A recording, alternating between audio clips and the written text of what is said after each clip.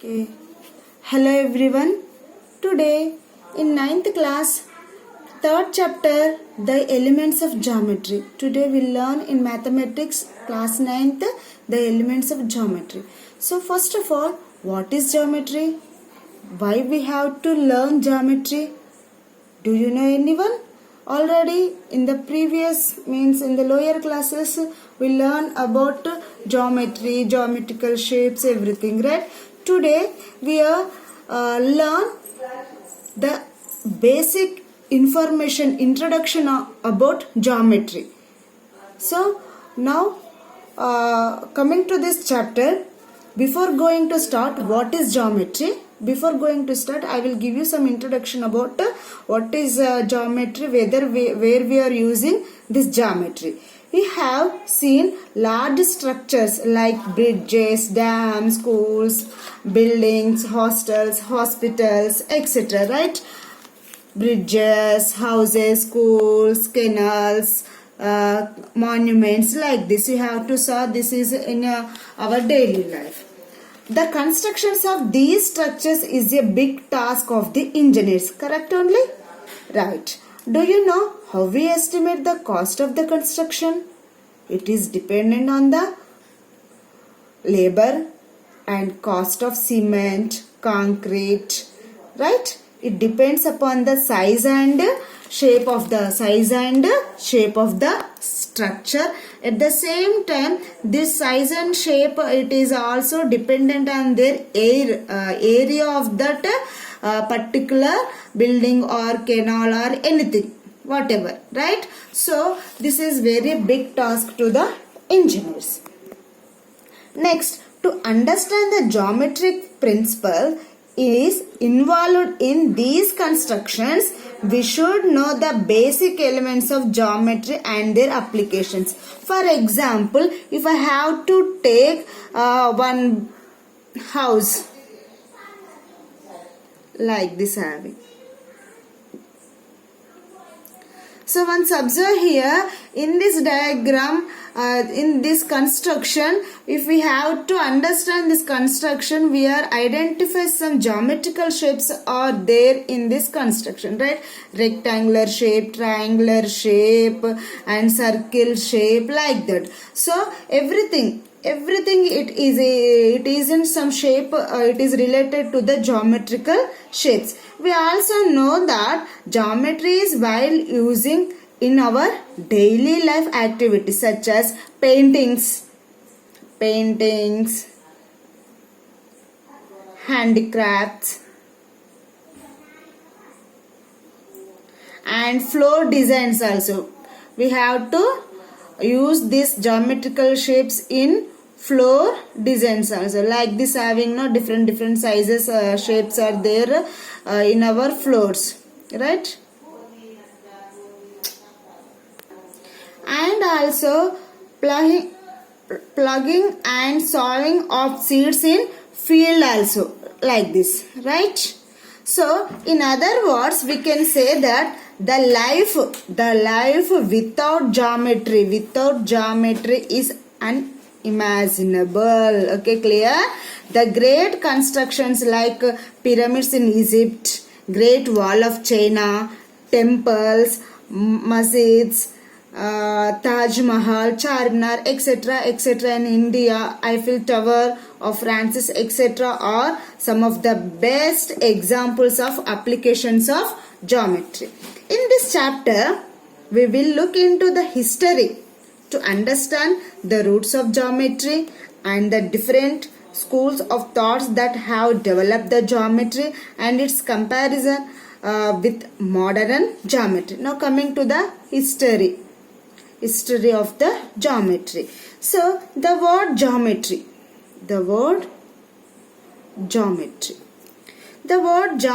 it is derived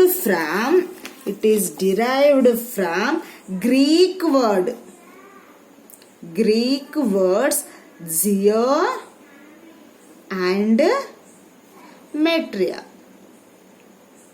This geometry is derived from the Greek words geo and metria. What is the meaning of geo and metria? Geo means to earth and metria means to measure. Okay, clear? It is from Greek words geo and metria, and the meaning of geo is earth and the meaning of metria is measure. So totally geometry means we have to measure the earth, means different construction. These are all in the shape of geometric: circle, triangle, rectangle, pentagon, hexagon. Any construction they are formed in the geometrical shapes. That's why the meaning of geometry is to measure the earth. In earlier days, most of the scientists, they are worked from about this geometry. Next, the Sulba Sutras in Vedic Sanskrit list the rules and geometric principles involved in the construction of ritual fire altars. And also Bauddhayana.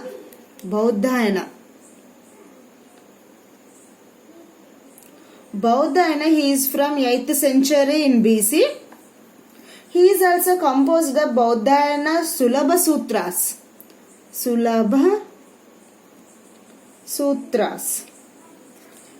The best known Sulabha Sutra, which contains examples of simple Pythagorean triples such as 3, 4, 5. These are called Pythagorean triples: 5, 12, 13.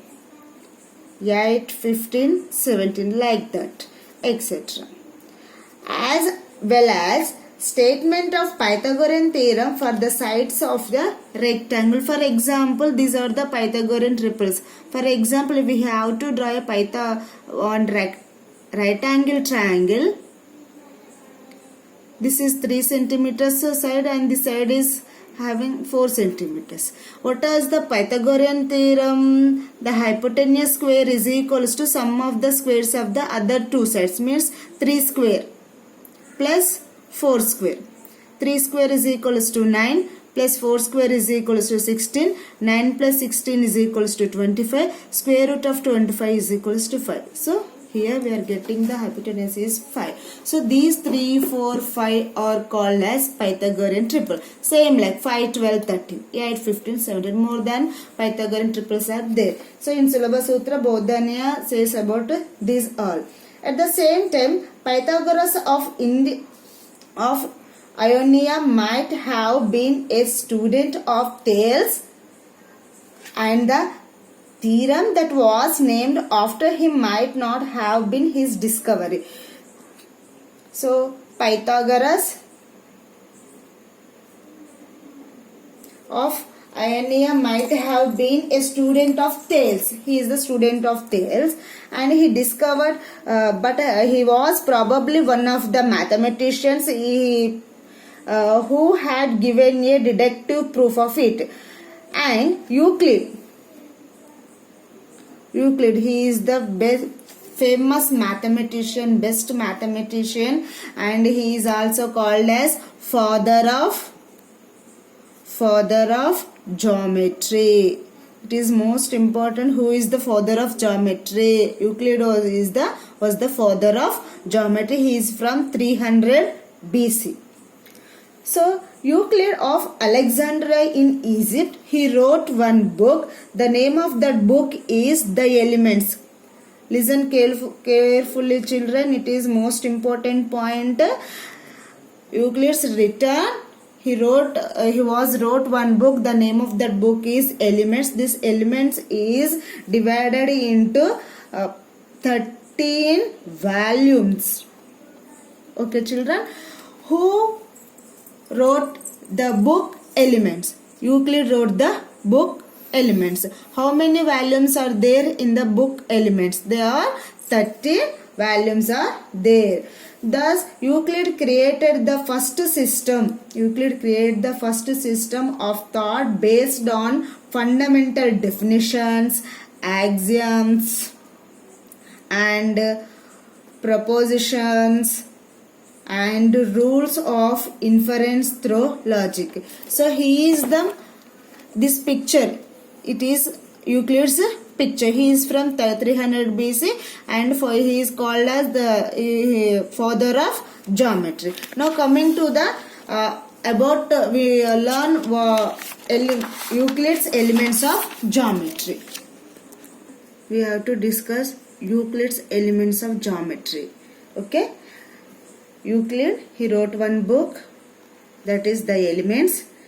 It is 13 parts are there in that book, Elements book. Okay. Now coming to this point, Euclid's elements of geometry. Euclid thought geometry is an abstract model of the world in which they live. The notions of point, line and plane. Plane means sometimes we call it as surface also. Point, line, and this is total plane. And so on were derived from what was seen around them. What was seen around them. From studies of the space and solids in the space around them, an abstract geometrical notion of a solid object was developed. For example, this is one solid. This is one solid. This is one solid, right? Okay, like this, we in our surroundings we have to gather some solids. Next, a solid has shape, size, position. A solid has shape and size and position, and can be moved from one place. A solid has shape and size and position. This is the position of this solid, and it can be moved from one place to another. Its boundaries are called surfaces. Its boundaries are called surfaces. These are all the surfaces of this solid. Okay, children? Next, they separate one part of the solid from another and are said to have no thickness. So here, if we have to separate these, we are getting like this. They separate one part of the solid from another, and these are have no thickness. Next, the boundaries of the surfaces or curves are the boundaries of, for example, this is a solid, these are the boundaries, and this is called as it has no thickness, and the boundaries of the surfaces are, these are either curves or either straight lines. This is a straight line. These lines end and point. These line end points. For example, if I have to take like this, this is the line. These lines have two end points. Consider the steps from the solids to points. First of all, solid, and after that this is surface. After that this is line. After that these are all points. Means first we have to take one solid item, then we have to separate each. We are getting some surfaces, surface, and after that we have to divide. We are getting lines. After then it has points, like this: solid to surface, surface to line, line to point. And if we have to observe this diagram,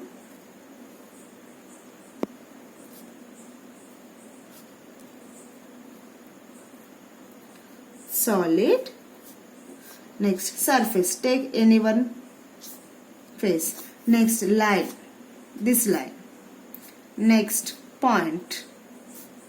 Okay, this is figure 1. After that we are going to figure 2, figure number 3 and figure number 4.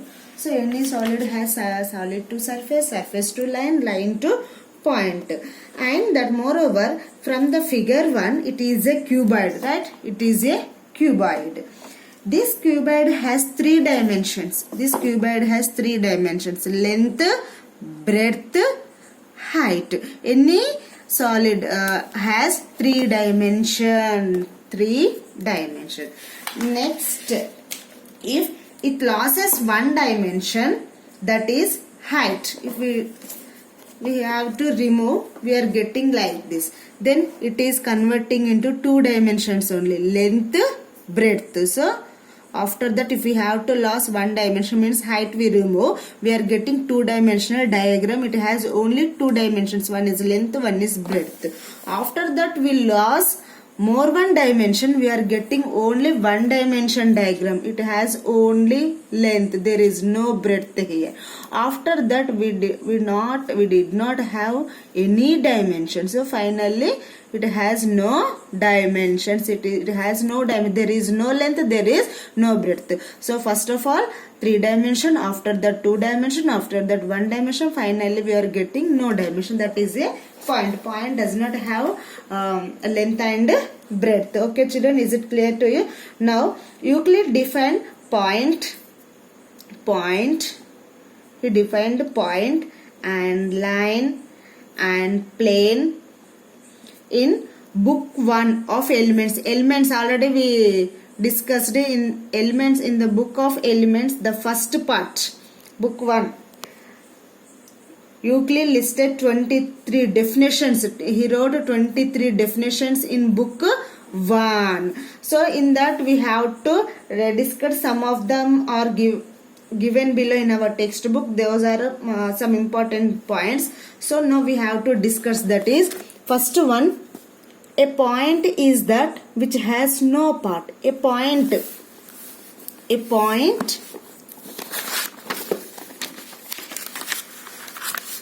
So first definition is, a point is that which has no part. Yes, it has no part. We can't divide it. This is into the parts, right? Okay. A line is breadth less length. So a line. This is a line. It has only length. There is no breadth. The ends of a line are points. The ends of a line are points, right? A straight line is a line. Straight line is also line which lies evenly with the points on itself, which lie. So like this, take evenly the points and join these points, we are get the straight line. That only given. A straight line is a line which lies evenly with the points on itself. A surface is that. Surface means this is the surface. Is that which has length and breadth. Which has length and any surface has length and breadth. Next, the edges of surface are lines. The edges of surface are lines. The edges of surface are line. This is the line. This is the line. This is the line. Next, a plane surface is this is the plane surface. There is no height, no down, right? This is the smooth surface. The plane surface is the surface which lies evenly, smooth with the straight lines on itself. These are all the some points discussed, given definitions in listed in 23 definitions in book 1 of his elements. Now,